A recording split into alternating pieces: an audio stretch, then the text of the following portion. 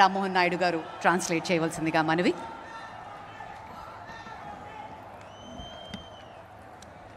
भारत माता की, भारत माता की, भारत माता की। आंध्र प्रदेश के राज्यपाल सैयद अब्दुल नजीर जी,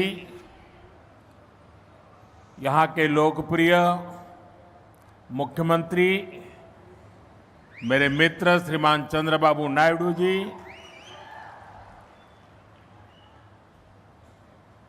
नेता अभिनेता डिप्टी सीएम पवन कल्याण जी, केंद्र सरकार में मेरे सहयोगी मंत्रीगण, राज्य सरकार के मंत्रीगण, सभी सांसद और अन्य विधायकगण, अन्य गणमान्य नागरिकगण, भाई और बहनों, आंध्र प्रजला प्रेमा मरियु अभिमानानकी ना कृतज्ञतलु ना अभिमानान्नी చూపినచే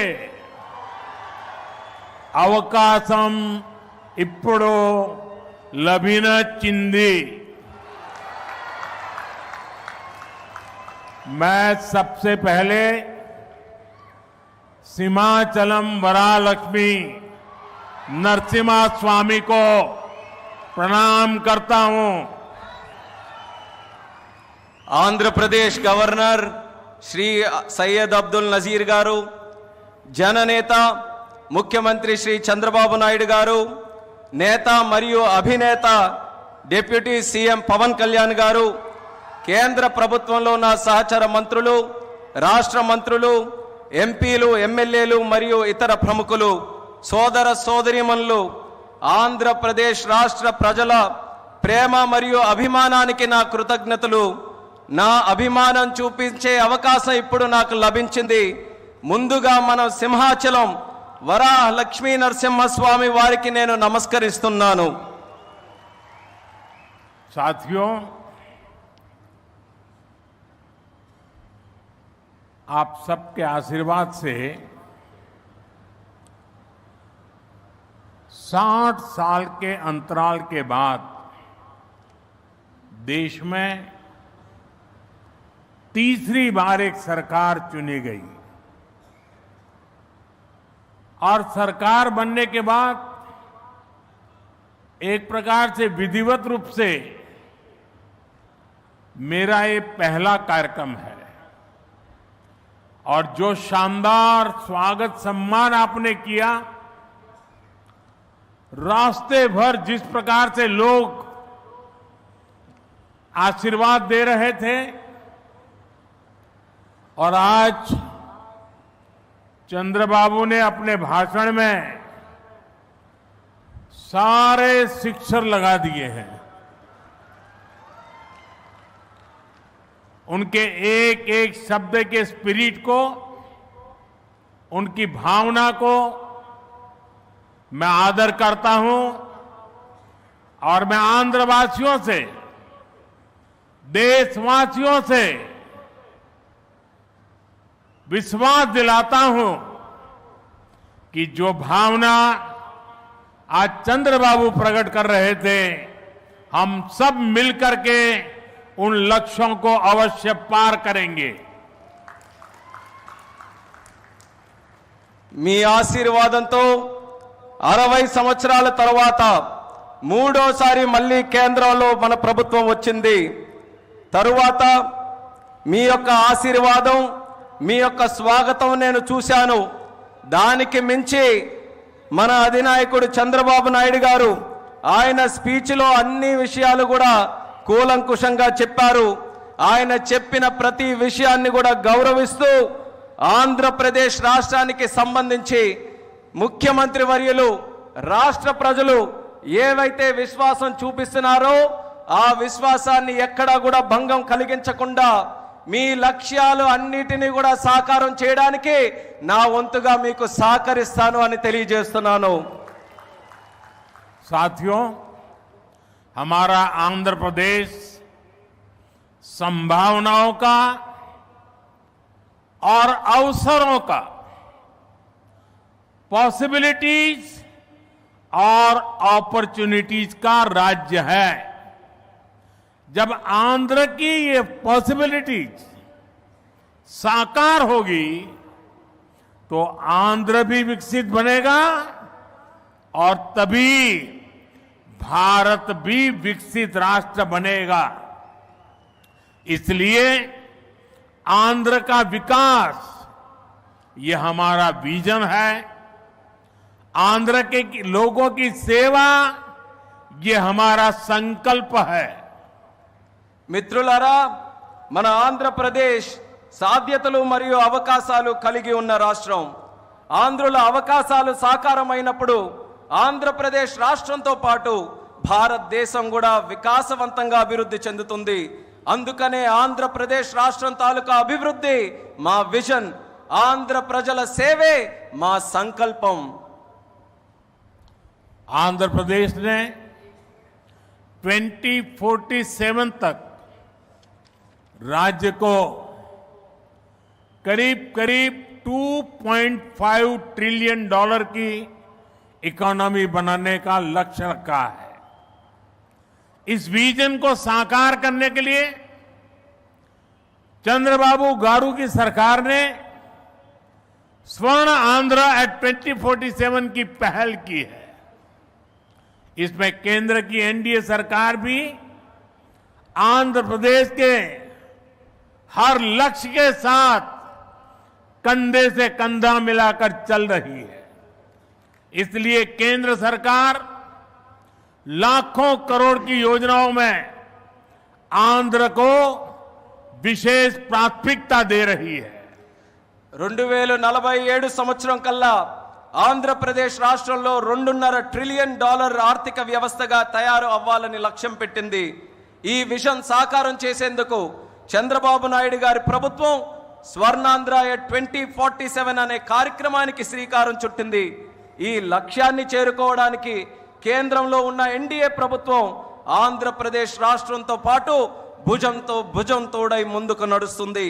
అందుకే లక్షల కోట్ల పథకాలతో కేంద్ర ప్రభుత్వం ఆంధ్రపై ప్రత్యేక దృష్టి సారించి ప్రాధాన్యత కూడా ఇస్తుంది। आज यहां 2 लाख करोड़ रुपए से ज्यादा के प्रोजेक्ट का उद्घाटन और शिलान्यास किया गया है। ये प्रोजेक्ट्स आंध्र प्रदेश को विकास को नई ऊंचाई देंगे। मैं इन डेवलपमेंट प्रोजेक्ट के लिए आंध्र प्रदेश समेत पूरे देश को बधाई देता हूं।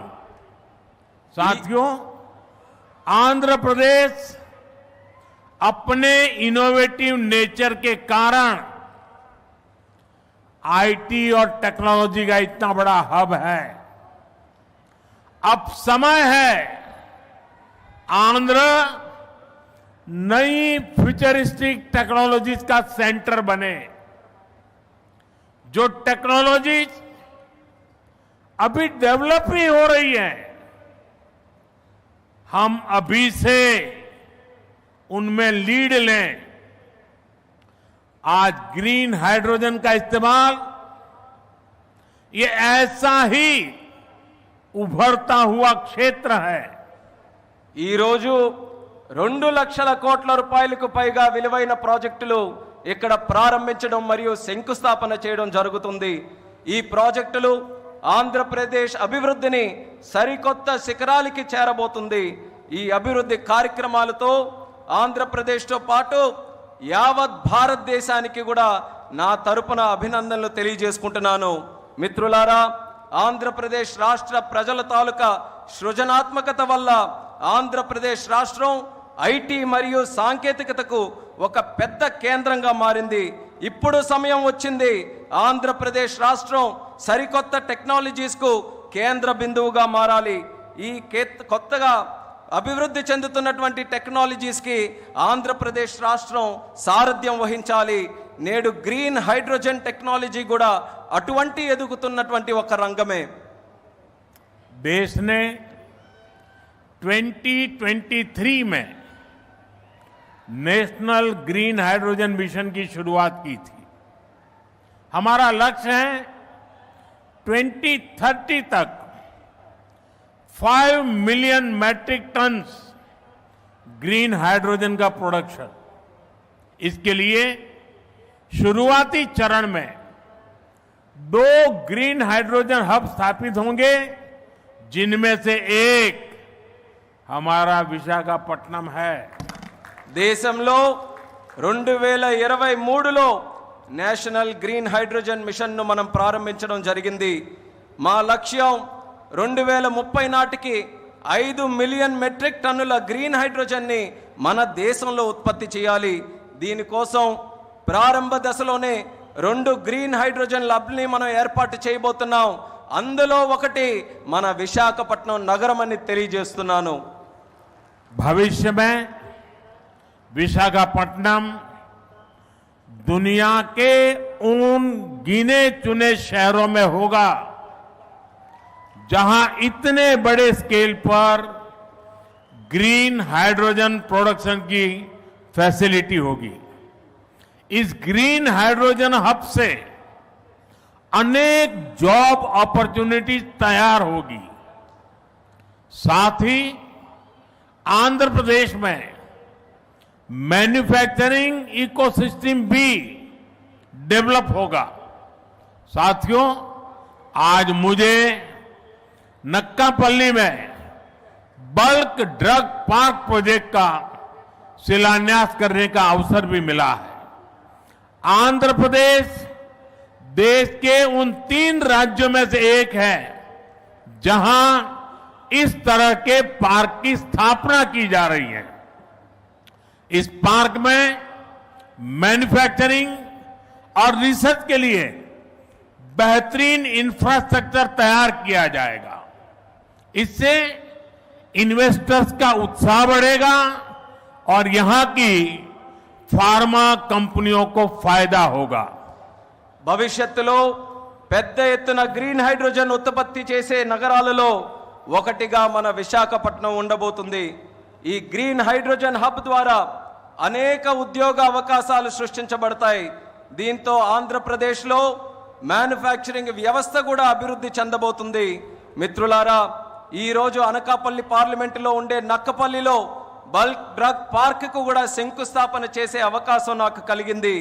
దేశంలో 3 రాష్ట్రాలలో ఈ తరహాలో పార్కులు ఏర్పాటు చేయబడుతున్నాయి. అందులో ఆంధ్రప్రదేశ్ ఉండడం నాకు చాలా ఆనందంగా ఉంది. ఈ పార్కులో మ్యానుఫ్యాక్చరింగ్ మరియు పరిశోధన కోసం అద్భుతమైన మౌలిక సదుపాయాలు ఏర్పాటు చేయడం జరుగుతుంది. దీనివల్ల పెట్టుబడిదారుల్లో ఆసక్తి పెరుగుతుంది మరియు ఫార్మాసిటీ కంపెనీలకి కూడా చాలా ఉపయోగపడుతుందని తెలియజేస్తున్నాను. साथियों, हमारी सरकार अर्बनाइजेशन को एक अपॉर्चुनिटी के रूप में देखती है और हम आंध्र को न्यू एज अर्बनाइजेशन का एक उदाहरण बनाना चाहते हैं. इसी विजन को साकार करने के लिए आज कृष्णापट्टनम इंडस्ट्रियल एरिया यानी क्रिस सिटी का फाउंडेशन स्टोन रखा गया है. ये smart city Chennai Bengaluru industrial corridor का हिस्सा बनेगी. इससे आंध्र में thousands ऑफ करोड़ का इन्वेस्टमेंट आएगा और लाखों इंडस्ट्रियल जॉब तैयार होगी. మిత్రులారా, మా ప్రభుత్వం పట్టణీకరణకు ఒక అవకాశంగా చూస్తుంది. అలానే మన ఆంధ్రప్రదేశ్ రాష్ట్రం నవయుగ పట్టణీకరణకు ఉదాహరణగా ఉండబోతుంది. ఈ విజన్ సాకారం చేసేందుకు నేడు కృష్ణపట్నం ఇండస్ట్రియల్ ఏరియా అంటే క్రిస్ సిటీ శంకుస్థాపన కూడా చేయడం జరుగుతుంది. చెన్నై బెంగళూరు ఇండస్ట్రియల్ కారిడోర్లో ఈ స్మార్ట్ సిటీ ఒక భాగం అవ్వబోతుంది. ఆంధ్రప్రదేశ్లో దీని వల్ల వేల కోట్ల రూపాయలు పెట్టుబడులతో పాటు పారిశ్రామిక ఉద్యోగ అవకాశాలు కూడా పెరుగుతున్నాయని తెలియజేస్తున్నాను. साथियों, आंध्र प्रदेश को पहले से श्री सिटी के रूप में मैन्युफैक्चरिंग हब का फायदा मिल रहा है. हमारा प्रयास है कि आंध्र प्रदेश इंडस्ट्रियल और मैन्युफैक्चरिंग के क्षेत्र में देश के टॉप स्टेट्स में शामिल हो. मैन्युफैक्चरिंग को बढ़ावा देने के लिए हमारी सरकार पीएलआई जैसी स्कीम्स चला रही है. इसका परिणाम यह है कि आज कई प्रोडक्ट्स की मैन्युफैक्चरिंग में भारत की गिनती दुनिया के टॉप कंट्रीज में होने लगी है. మిత్రులారా, ఆంధ్రప్రదేశ్లో నేడు శ్రీ సిటీ రూపంలో తయారీ రంగం యొక్క ఉపయోగం ప్రజలకు అందుతుంది. మా ప్రయత్నం ఏంటంటే ఆంధ్రప్రదేశ్ రాష్ట్ర పారిశ్రామిక మరియు తయారీ రంగంలో దేశంలోనే అగ్రగామిగా నిలబడాలి. తయారీ రంగాన్ని ప్రోత్సహించడానికి మా ప్రభుత్వం పిఎల్ఐ లాంటి స్కీమ్స్ ని ప్రోత్సహించడం కూడా జరుగుతుంది. దీని ఫలితంగా నేడు భారతదేశం మొబైల్ తయారీ రంగంలో ప్రపంచంలోనే ఉన్నతమైనటువంటి ర్యాంకింగ్స్ లో స్థానం కూడా సంపాదించుకుంది. साथियों, आज नए विशाखापट्टनम शहर में साउथ कोस्ट रेलवे जोन मुख्यालय की भी फाउंडेशन रखी जा रही है. आंध्र प्रदेश के विकास के लिहाज से ये बहुत इंपॉर्टेंट है. लंबे समय से एक अलग रेलवे जोन की मांग हो रही थी. आज ये स्वप्न साकार हो रहा है. మిత్రులారా, నేడు విశాఖపట్నం నగరంలో సౌత్ కోస్ట్ రైల్వే జోన్ ప్రధాన కార్యాలయానికి పునాది కూడా వేస్తున్నాం. ఆంధ్రప్రదేశ్ అభివృద్ధి దృష్ట్యా ఇది చాలా ముఖ్యమైనటువంటి కార్యక్రమం. ప్రత్యేక రైల్వే జోన్ కావాలన్న డిమాండ్ చాలా కాలంగా ఉంది. అటువంటి ఈ కళ, ఈ చిరకాల కోరిక ఈ రోజు నెరవేరబోతుందని తెలియజేసుకుంటున్నాను. साउथ कोस्ट रेलवे जोन का मुख्यालय बनने के बाद इस पूरे क्षेत्र में कृषि और व्यापार से जुड़ी एक्टिविटीज का विस्तार होगा. इसके अलावा टूरिज्म क्षेत्र और लोकल इकोनॉमी को भी प्रगति के नए अवसर मिलेंगे. సౌత్ కోస్ట్ రైల్వే జోన్ యొక్క ప్రధాన కార్యాలయం అయిన తర్వాత మన ఉత్తరాంధ్ర ప్రాంతంలో వ్యవసాయం మరియు వ్యాపారానికి సంబంధించి కార్యకలాపాలలో విస్తరణ జరగబోతుంది. ఇంతే కాకుండా పర్యాటక రంగం మరియు స్థానిక ఆర్థిక వ్యవస్థకు కూడా కొత్త అవకాశాలు లభిస్తాయని తెలియజేస్తున్నాను. आज यहां कनेक्टिविटी से जुड़े thousands ऑफ करोड़ के प्रोजेक्ट्स का उद्घाटन और शिलान्यास भी हुआ है. रेलवे के क्षेत्र में आंध्र प्रदेश उन राज्यों में शामिल है जहां 100% इलेक्ट्रिफिकेशन हो चुका है.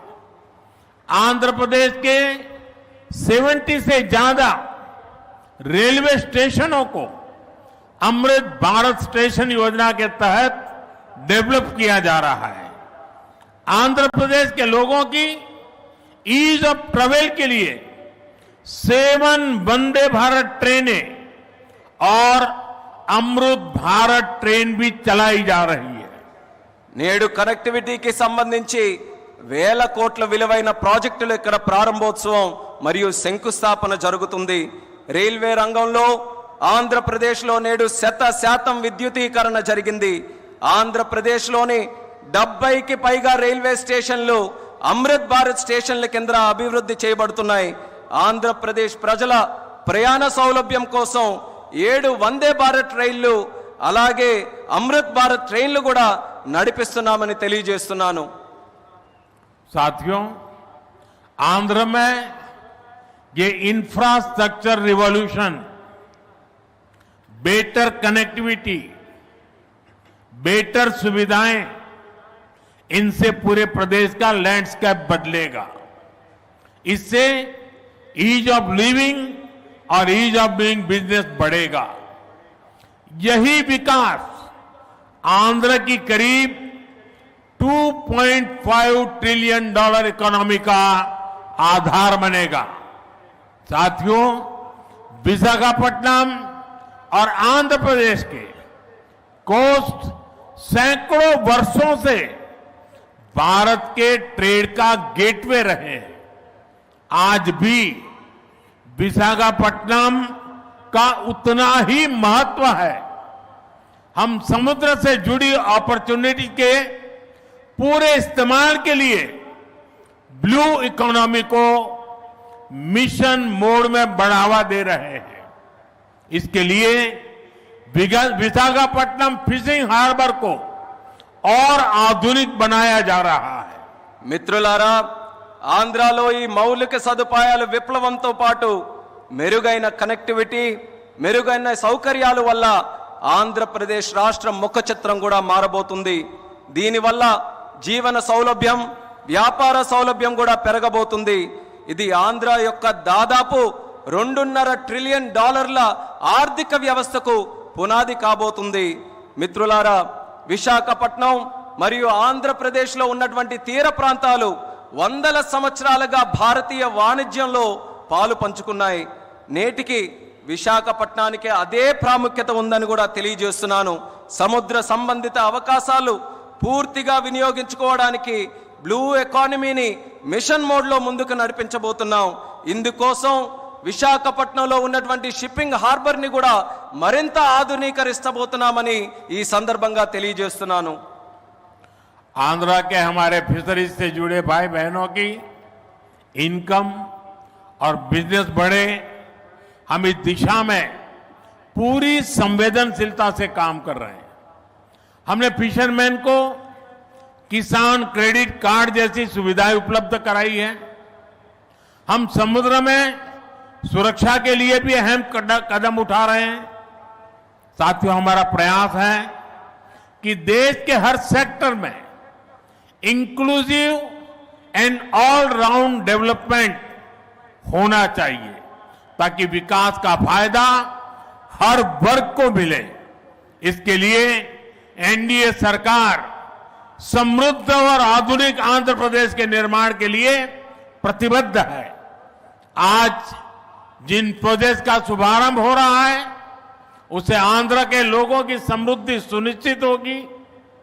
मैं एक बार फिर इन प्रोजेक्ट के लिए आप सभी को बहुत बहुत बधाई देता हूं। ఆంధ్రాలో మత్స్యకార సోదర సోదరీమణుల ఆదాయం మరియు వ్యాపారం పెరిగే విధంగా పూర్తి నిబద్ధతతో మేము పనిచేయబోతున్నాం. దీనికోసం మత్స్యకారులకి కిసాన్ క్రెడిట్ కార్డు వంటి సౌకర్యాలు కూడా కల్పించాం. సముద్రంలో భద్రత కోసం ముఖ్యమైనటువంటి చర్యలు కూడా తీసుకోబోతున్నాం. మిత్రులారా, దేశంలోని ప్రగతి రంగంలో అందరినీ కలుపుకొని పోవడమే మా తాలూకా ప్రయత్నం. అభివృద్ధి జరగాలి, తద్వారా ప్రతి వర్గానికి అభివృద్ధి తాలూకా ఫలాలు అందాలి. ఇదే మా సంకల్పం. ఇందుకోసం ఎన్డీఏ ప్రభుత్వం సుసంపన్నమైన ఆధునిక ఆంధ్రప్రదేశ్ను సృష్టించబడ్డానికి కట్టుబడి ఉందని కూడా తెలియజేస్తున్నాను.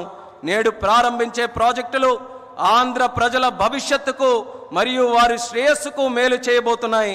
ఈ ప్రాజెక్టుల కోసం మీ అందరికీ కూడా మరొక్కసారి నా హృదయపూర్వక అభినందనలు తెలియజేసుకుంటున్నాను. ధన్యవాదాలు. आप सबका बहुत बहुत धन्यवाद. అందరికీ కూడా మరొక్కసారి నా హృదయపూర్వక ధన్యవాదాలు.